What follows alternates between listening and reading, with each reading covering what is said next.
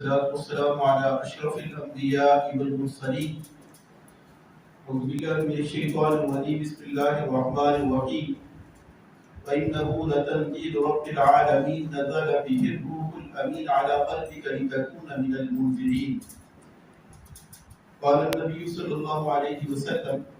إن الله يرفع بهذا الكتاب أقواما ويدع به آخرين. سائل تفضل پڑھنے اللهم صل على محمد كما صليت على إبراهيم وعلى آل إبراهيم محمد وعلى آل محمد كما باركت. سب سے پہلے تو تمام حضرات کو بھی طرف سے بہت بہت مبارک ہو. اللہ پاک نے یہ موقع دیا ہے تفسیر قرآن مجید کا، اور تمام ہی امام جو فقہ کے ہیں اس بات میں متفق ہیں کہ جب بھی قرآن مجید کی تکمیل قرآن ہوتا ہے اللہ کی نعمت جوش میں آتی ہے اور ہر قسم کے گناہوں کی معافی کا ذریعہ بن جاتی ہے اور دعاؤں کی قبولیت کا ذریعہ بن جاتی ہے. یعنی کہ ان محفل کو عام نہیں دینا چاہیے، یہ بہت ہی خصوصی محفل ہوتی ہے. ایک عام جلسے ہوتی ہیں ان کی اور اہمیت ہوتی ہے. یہ تکمیل قرآن کون سا ہے، یہ بالکل سے ہٹ کر ہے. تو میں چند معلومات عرض کروں گا. میری بھی صاحب بھی کہہ رہے ہیں کہ تھوڑی سی بات میری طرف سے ہو جائے گی کہ سب سے پہلے اللہ نے جو قرآن مجید کا تعارف کرایا ہے، عربی زبان کے اندر یہ کہا جاتا ہے کہ جو بادشاہ کا کلام ہوتا ہے نا وہ بادشاہی کی طرح ہوتا ہے. یعنی جب کوئی بادشاہ کوئی آرڈر جاری کرتا ہے نا اس کے اندر ایک روح دبدبہ نظر آتا ہے. ایک فقیر ہوگا، ایک غریب ہوگا، جب وہ کلام کرے گا وہ اپنے لیول میں بات کرے گا. ایک تاجر جب بات کرے گا وہ اپنے حساب سے بات کرے گا، جس قسم کی اس کی لین دین جس قسم کی ڈیلنگ ہوگی وہ اسی طریقے سے بات کرے گا. اسی طریقے سے یہ اللہ کا کلام ہے اور اس کا جو روح ہے جو دبدبہ ہے وہ بہت زیادہ ہے. آپ صلی اللہ علیہ وسلم نے فرمایا کہ یہ اللہ کے کلام کی فضیلت مخلوق کے کلام پر اسی طرح ہے جس طرح کہ اللہ کی فضیلت مخلوق اس میں کہ نہیں سکا مثلی شیء، کوئی اللہ کی مثل نہیں ہو سکتا، اس کے کلام کے مثل بھی کوئی نہیں ہو سکتا. اور اللہ نے قرآن مجید میں جو تعارف کرایا ہے قرآن مجید کا وہ کیا فرمایا؟ وَإِنَّهُ لَتَنزِيلُ رَبِّ الْعَالَمِينَ. سورۃ شعراء کے اندر یہ کس نے نازل کیا؟ یہ اللہ رب العالمین نے قرآن مجید کو نازل کیا. نزل بِهِ الرُّوحُ الْأَمِينُ، اس کو فرشتہ جو بہت ہی امین ہے،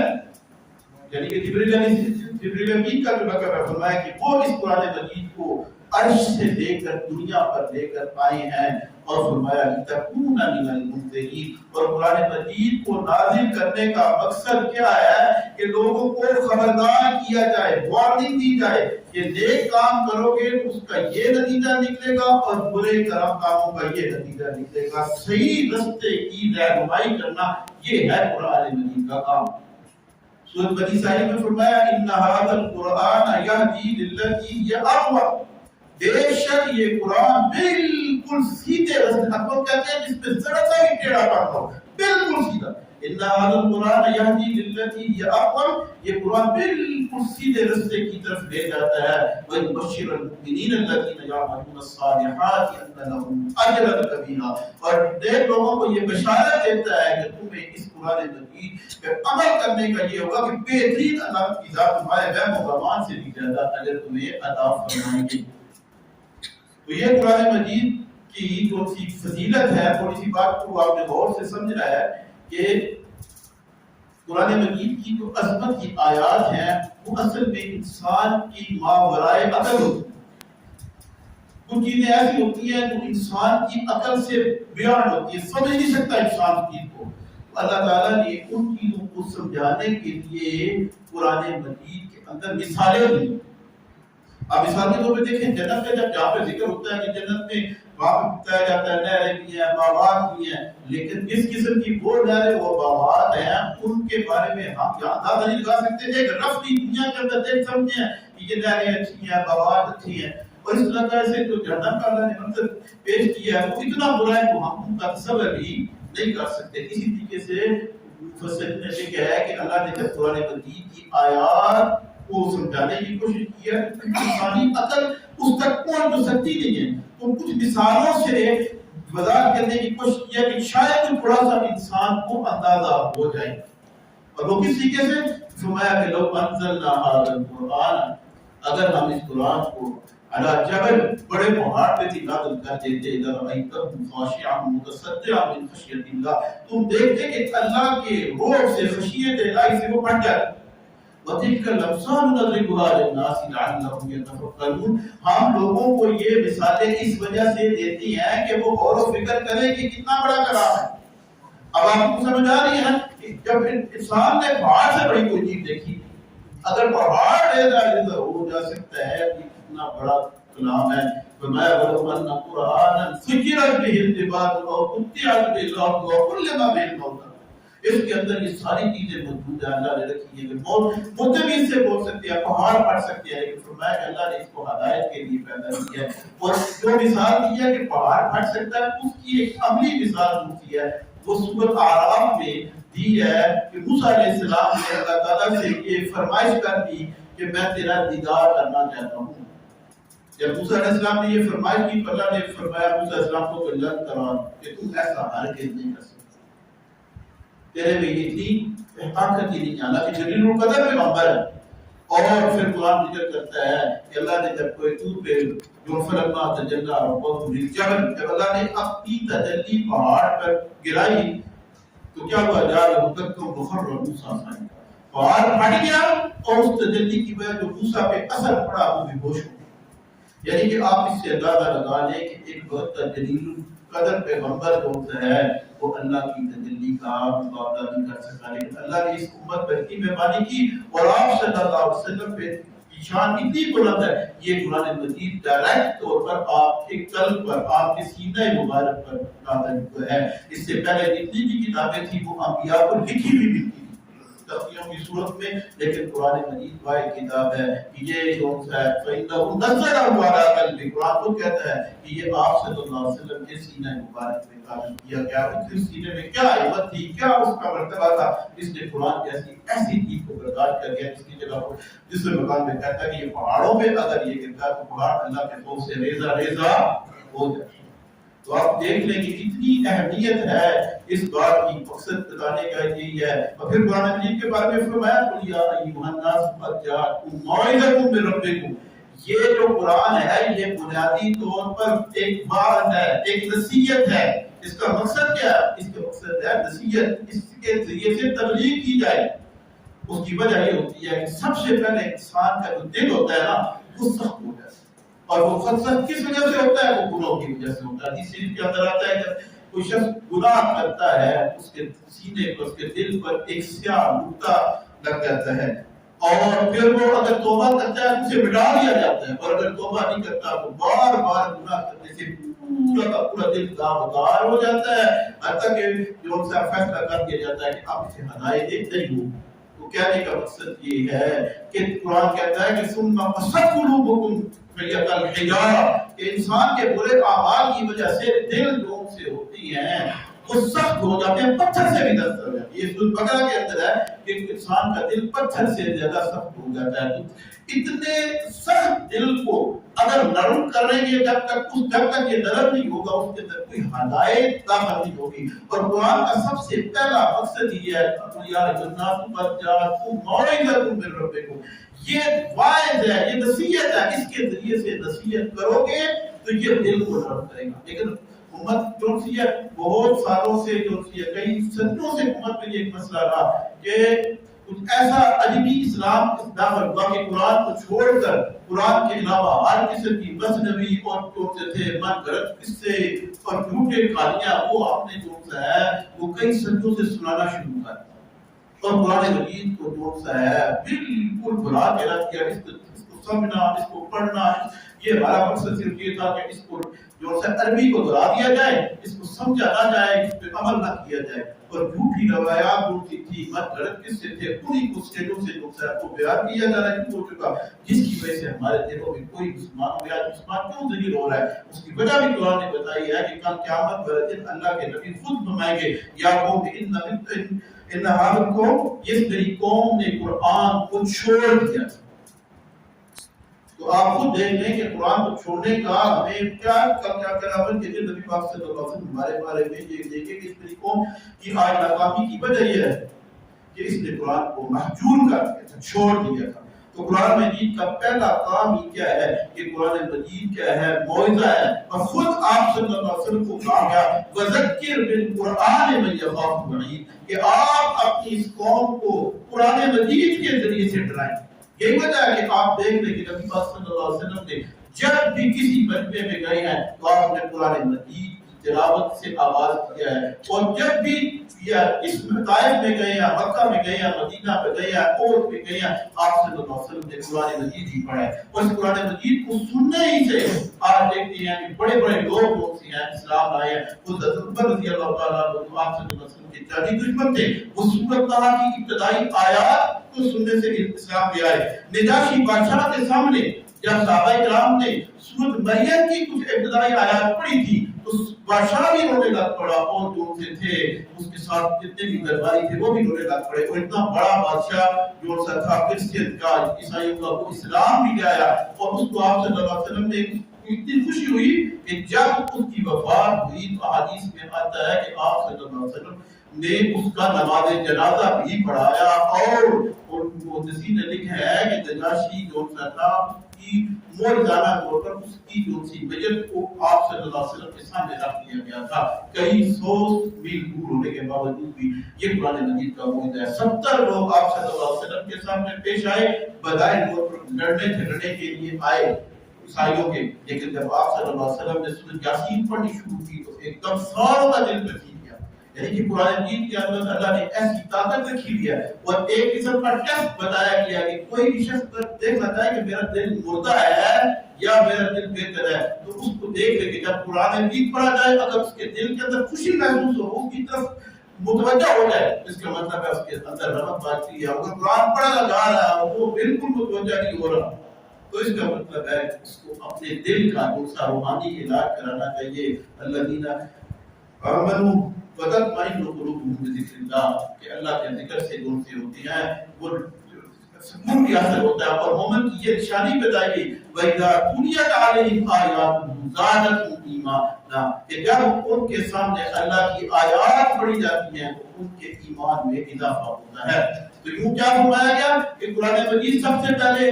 موعظۃ ہے، پھر یا الناس قد جاءتکم موعظۃ من ربکم وہدی ورحمۃ للمؤمنین، ہدایت بھی ہے اور مومنین کے لیے رحمت بھی ہے۔ کہ جب انسان کا دل نرم ہو جاتا ہے، انسان کو جو ہے اس کو ہدایت بھی ملتی ہے، اس کو اللہ کی رحمت بھی اس پہ نازل ہوتی ہے۔ یاد رکھیں کہ میں بات کو مختصر کر کے ختم کرنے کی بے جا رہا ہوں کہ قرآن مجید کے ساتھ جس کا بھی جو تعلق ہوگا اللہ کی ذات اس کے مقام کو بلند کرتی ہے۔ آپ دیکھ لیں کہ سابقہ قوموں کے اندر بھی قرآن بتاتا ہے کہ روزے کا روزے تھے وہ ان پہ بھی فرض تھے، لیکن ان پر جو روزے فرض تھے تو تھے، لیکن رمضان کا مہینہ وہ نہیں دیا۔ یہ رمضان کا مہینہ صرف اس امت کو دیا، اور پھر فرمایا کہ یہ کیوں رمضان کا مہینہ، اس کے اندر حدیث کے مطابق نفل کا ثواب فرض کے مطابق اور فرض کا ثواب 70 گنا اور بعض حدیث میں 700 گنا تک بڑھا دیا جاتا ہے۔ یہ رمضان کا مہینہ صرف اسی وجہ سے اس امت کو دیا گیا کہ اس میں قرآن مجید نازل ہوا۔ شہر رمضان الذی انزل فیہ القرآن، قرآن مجید کے نزول کی وجہ سے اس مہینے کو غیر معمولی جو سی ہے وہ اہمیت حاصل ہوگی۔ یہی وجہ ہے کہ آپ صلی اللہ علیہ وسلم نے ایک دفعہ فرمایا کہ کوئی شخص ہلاک ہو گیا جس کو ماہ رمضان ملا اور وہ اپنی بخشش نہیں کروا سکا۔ اس کی وجہ کیا ہے کہ نیکیوں کی اتنی لوٹ سے لگ جاتی ہے کہ جو انسانی کیلکولیٹر فیل ہو جاتی ہیں۔ اگر اس ماحول میں بھی انسان اپنی جو ہے بخشش نہیں کرا سکا تو اس کا مطلب ہے غیر رمضان کے اندر تو اتنا اجر و ثواب مل ہی نہیں سکتا، اس کا مطلب ہے وہ شخص پھر کسی صورت میں بھی اپنی بخشش نہیں کرا سکتا۔ فرمایا کہ قرآن مجید جو ہے یہ رمضان کے مہینے میں نازل ہوا تو ہم نے اس مہینے کو تمام مہینوں سے افضل قرار دیا۔ شہر رمضان الذی انزل فیہ القرآن ھدی للناس وبینات من الھدی والفرقان، یہ فرقان ہے۔ فرقان کس کو کہتی ہے؟ جو حق اور باطل کے اندر فرق کرنے والا ہو۔ دوسری جگہ پہ فرمایا انہ لقول فصل، یہ قرآن مجید فیصلہ کن کلام ہے، یعنی جب بھی کوئی حق اور باطل کے درمیان کوئی بات آئے گی تو قرآن مجید فیصلہ کر دے گا۔ انہ لقول فصل، یہ فیصلہ کن کلام ہے۔ یہ کس رات کو نازل ہونا شروع ہوا، اس رات کے بارے میں قرآن مجید کہتا ہے انا انزلناہ فی لیلۃ مبارکہ، یہ قرآن مجید ہم نے بڑی ہی برکت والی رات میں نازل کرنا شروع کیا۔ آپ بتائیں دیکھ لیں کہ یہ رات بتایا تو ایسی ہی نظر آتی ہے جس طرح ایک عام حالات میں سورج غروب ہوتا ہے، اس طرح اس میں بھی سورج غروب ہوا ہے، ایک رات چھائی ہوئی ہے، لیکن قرآن کہتا ہے کہ تمہاری نظر میں عام رات ہو سکتی ہے، لیکن اللہ کی ذات فرماتی ہے کہ انا انزلناہ فی لیلۃ مبارکہ، ہم نے اس کو بڑی برکت والی رات، یعنی کہ اس رات کو ہی اتنا برکت والا بنا دیا کہ دوسری جگہ پہ فرمایا انا انزلناہ فی لیلۃ القدر، ہم نے اس کو لیلۃ القدر میں نازل کرنا شروع کیا۔ اور فرمایا وما ادراک ما لیلۃ القدر، تمہیں کیا بتا، انسانی دین اس بات تک پہنچ ہی نہیں سکتا کہ لیلۃ القدر کیا ہے، چیز کیا ہے۔ یہ میں لیلۃ القدر خیر من الف شہر، یہ کون سا ہے لیلۃ القدر، یہ 1000 مہینوں سے زیادہ افضل ہے۔ اب 1000 مہینوں سے کتنی افضل ہے؟ 2000 مہینے، 3000 مہینے، 4000 مہینے، یہ الگ۔ قرآن نے ایسی چیز بتا دی کہ یہ 1000 مہینوں سے افضل ہے، آگے کتنی افضل ہے یہ کسی کو کوئی پتہ نہیں ہے، اللہ کے خزانے اللہ یہی جانتا ہے۔ اور انسان کوئی شخص اس میں دوسرے دل سے اللہ کی طرف رجوع کرتا ہے، پھر یہ اللہ کی ذات 1000 کیا 10,000 کیا کئی ہزار بڑھا دیتی ہے۔ تو فرمایا کہ یہ قرآن کی وجہ سے اس رات کو بھی برکت مل گئی، اس مہینے کو بھی برکت مل گئی، اور اس شہر میں یہ قرآن مجید نازل ہونا شروع ہوا۔ قرآن مجید نے اس شہر کے لیے بھی مکہ کا مبارکہ، وہ مکہ جو سے بڑی برکت والا شہر ہے۔ حالانکہ دنیاوی طور پر جس وقت یہ نازل ہوا تھا بالکل سنگلاف، پٹھان، چٹان، ریگستان، کوئی وہاں پہ جو سا تھا جو سی سبزی فروٹ کچھ بھی نہیں ہوتا تھا، زمین بھی جو تھی بین پر، لیکن فرمایا کہ قرآن مجید کی وجہ سے ہم نے اس کو برکت والا بنا دیا۔ اور مقصد کہنے کا یہ ہے کہ قرآن مجید پر جو شخص عمل کرے گا، اللہ کی ذات اس چیز جو اس کی دنیا کو بھی کامیاب بنا دے گی، آخرت کو بھی جو اس کی بنا دے گی۔ فَمَنْ یہ هَذَا الْقُرْآنَ يَهْدِي لِلَّتِي یہ اب یہ قرآن بالکل سیدھے راستے کی طرف جو سے ہمیں رہنمائی فرماتا ہے۔ تو اللہ پاک سے دعا ہے کہ اللہ پاک قرآن مجید کو سمجھنے کی، اس پر عمل کرنے کی توفیق فرمائے، عطا فرمائے۔ کہیں سے آپ کو کریں گے انشاءاللہ۔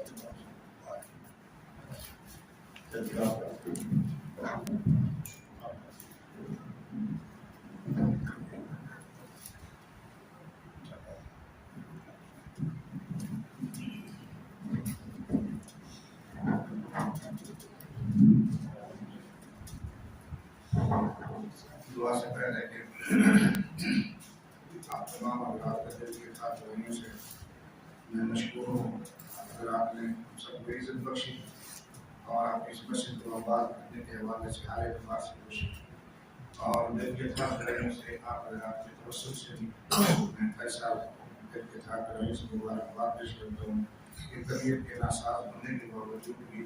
اللہ نے ہمت بخشی، انہوں نے کلام پاک کو سنایا۔ اللہ نے زندگی میں ہمیں علم میں عمل میں تربیت عطا فرمائے، اور اللہ تعالیٰ ایک کتاب کو قبول کرتے ہوئے اس مسجد کو آباد نشان فرمائے۔ اور جس نے میں ہر دعا میں اکثر یہ لازمی سمجھتا ہوں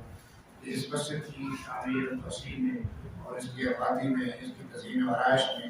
جس اعتبار سے بھی حصہ لیا ہے، ہم اس کے تمام کے لیے ہم دعا اپنی شان کے مطابق اس کو اجر بھی عطا فرمائے اور نعمت بدل بھی عطا فرمائے۔ الحمدللہ رب العالمین والعاقبۃ للمتقین والصلاۃ والسلام علی سید الانبیاء والمرسلین۔ اللهم انی اسألک العفو والعافیة فی الدنیا والآخرة، اللهم انی اسألک الهدى والتقى والعفاف والغنى، اللهم اغفر للمؤمنین والمؤمنات والمسلمین والمسلمات الأحیاء منهم والأموات۔ اللهم ربنا آتنا في الدنيا حسنة وفي الآخرة حسنة وقنا عذاب النار وقنا عذاب القبر وقنا عذاب الحشر وقنا عذاب الميزان۔ اللهم ربنا لا تزغ قلوبنا بعد إذ هديتنا وهب لنا من لدنك رحمة إنك أنت الوهاب لا إله إلا أنت سبحانك إني كنت من الظالمين رب اغفر وارحم وأنت خير الراحمين توفنا مسلما والحقنا بالصالحين إله العالمین ہم سب کی سعادت کو قبول و منظور فرما ہم سب کی سب خطاؤں کو معاف فرما الہ العالمین دعا برکت گھڑیوں میں الہ العالمین ہم سب کو برکات سے الہ العالمین روحانی برکات سے نورانی برکات سے مالا مال فرما الہ العالمین اس ماہ مقدس کی جو برکات ہے الہ العالمین بالخصوص مغفرت کے حوالے سے الہ العالمین ہم سب کی مغفرت فرما الہ العالمین حاضری کی جملہ اعزاء و اقارب جتنے بھی بحالت ایمان تیرے پاس پہنچے مولا کریم ان سب کی کروٹ کروٹ مغفرت فرما الہ العالمین کی جنت الفردوس میں اعلیٰ سے اعلیٰ مقام عطا فرما ہمارے والدین کی مغفرت فرما الہ العالمین ہمارے اساتذہ کرام کی مغفرت فرما الہ العالمین دین کی نسبت سے ہمارے ساتھ الہ العالمین جس نے جس اعتبار سے الہ العالمین تعاون کیا مولا کریم اس کے تعاون کو قبول و منظور فرما کر نعم البدر عطا فرما الہ العالمین اس کو جزائے خیر عطا فرما اس کے مال جان عزت میں برکتیں عطا فرما مولا کریم اس مسجد کو آباد و شاد فرما جس کی آبادی میں ابتدا سے لے کر آج تک مولا کریم جس انداز سے بھی کردار ہے مولا کریم اس کردار کو قبول و منظور فرما کر اس کی کاوشوں کو قبول و منظور فرما کر الہ العالمین اپنی شان کے مطابق اس کے ساتھ اچھے سے اچھا معاملہ فرما الہ العالمین ہمارے معاشرے کو پاک فرما جو ہمارا معاشرہ میرا حربی کا شکار ہے مولا کریم اپنے در پہ آنے جھکنے کی توفیق نصیب فرما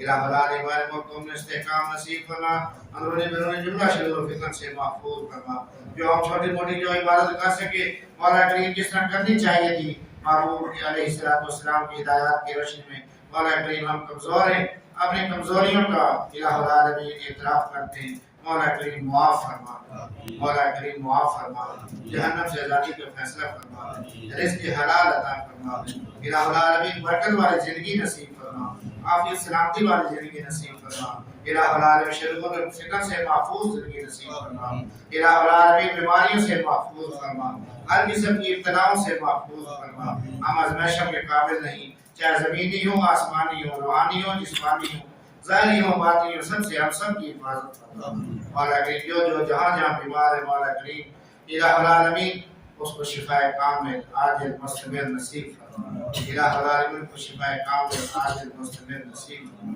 الہ العالمین کو شفاء کامل عاجل مستمر نصیب فرما ہماری دعاؤں کو قبول و منظور فرما اللہم ربنا تقبل منا انک انت السمیع العلیم وتب علینا انک انت التواب الرحیم وصلی اللہ تعالی علی حبیب خیر خلقہ محمد وعلى آلہ واصحابہ وذریاتہ وآل بیتہ واتباعہ اجمعین برحمتک یا